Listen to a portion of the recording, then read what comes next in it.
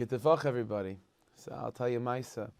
Once happened that there was a group of chassidim of the Tzemach Tzedek, the third Lubavitch Rebbe. They were sitting amongst themselves and talking about stories of Mesiras Nefesh, stories about how Jews sacrifice their lives, if need be, sacrifice their time, their money to help other Yidden, Mesiras Nefesh.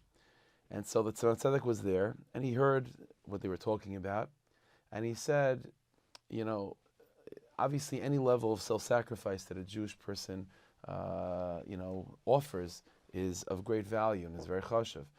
But the Tzemach Tzedek said, but the truth is, sacrificing, your money or your body for Hashem's sake or for the Jewish people's sake, it's a big deal, but that's not how far-reaching Mesiras Nefesh can be. So Tzemach Tzedek said, you want to know what Mesiras Nefesh really is? So he says, I'll tell you a story from a Baruch Mezhebish. Baruch Mezhebish was the grandson of the Baal Shem Tov, and he was known as someone very, very, fiery, very fiery. And it was well known that it wasn't so simple to be in his presence. He was very, very, very strong. And only select few were able to claim the title of being his chassidim, Baruch. So the Maisa goes like this. There was a particular Shabbos that, he was in town, fearing Tish and so on. And there was a guest in the neighborhood for that Shabbos, a chassid, but no one ever knew who he was. He came for Shabbos. And all of a sudden, when this guest walked in Friday night to the Tish, Baruch looked at him, gazed upon him, and for a few seconds, and saw something. And Baruch, the rest of the night, the rest of the Tish, was just making fun of this guy, just making fun of him, talking about his chesroinus, his deficiencies, talking about his averis, mamash, embarrassing him in front of everyone. He was mamash a guest. So that was very, very odd. Chassidim were used to strange things with Baruch and his fire, but this was something that was very difficult to hear, to be a part of. And the next day, the same thing repeated itself. By the next Tish, by Shal Shudas, throughout the whole Shabbos, Baruch is making fun of this Yid and really being mavazeh him. And but to this chassid's credit, he didn't leave. He just stood there and took it. But it was very, very strange. So that Shabbos, besides this particular guest that was there was also a visiting tzaddik that was with Rav Baruch the whole time as well, and he was also taken aback by this experience. And so after Shabbos is over, so this tzaddik went over to Rav Baruch and he said, Rabbi, if you don't mind me asking, does not the Mishnah say, kol mal b'nei chavei barabim, that if a person embarrasses another Jew in public, etc., in other words, we know that you lose your portion in the world to come. So it's a terrible sin. So Rav Baruch said, I know the Mishnah, but let me explain. When this Jew, I never saw him before, I don't know who he is, but when this Jew came, I looked at him and I saw something.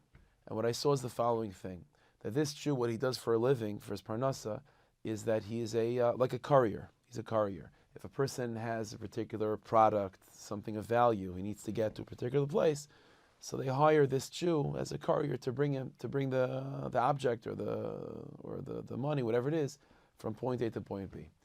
So this Jew, he says, as a courier, right before Shabbos, was given a package by a Jew to deliver to a particular place.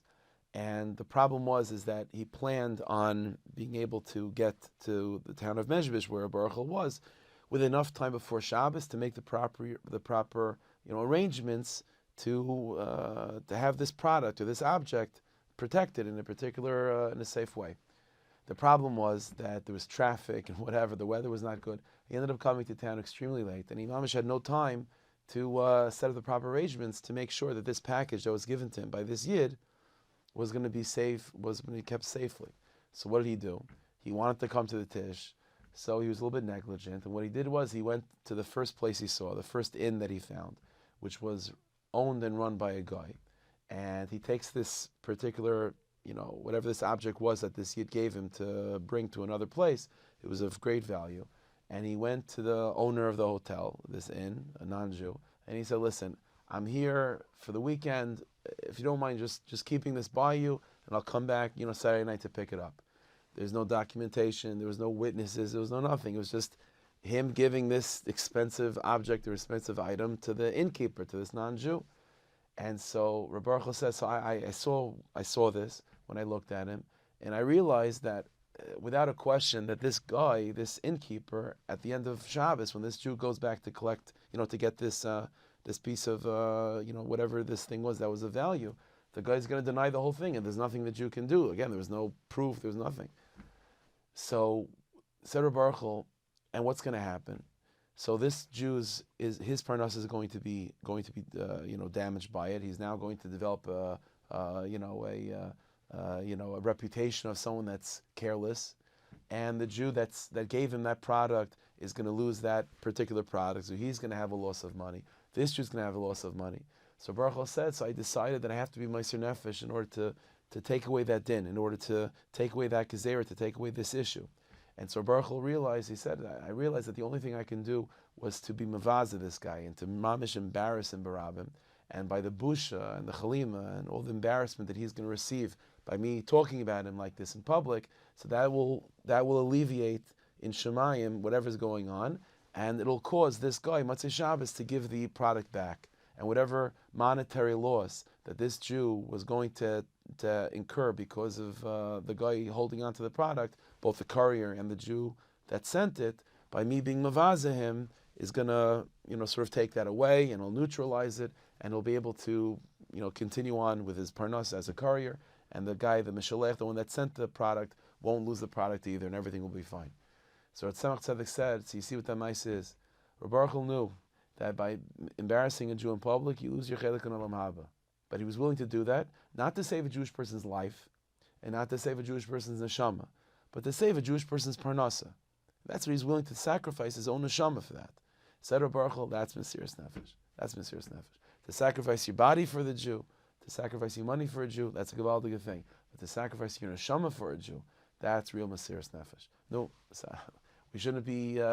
No Jew should need Mesiras Nefesh to be helped, and we shouldn't be put in that position. But we should know that any level of devotion we can offer to help another Jew, both in Gashmis and in Ruchnius, and sometimes Mesiras Nefesh demands a level of time and commitment to help another Jew, and it means to sacrifice sometimes of your own avodas Hashem.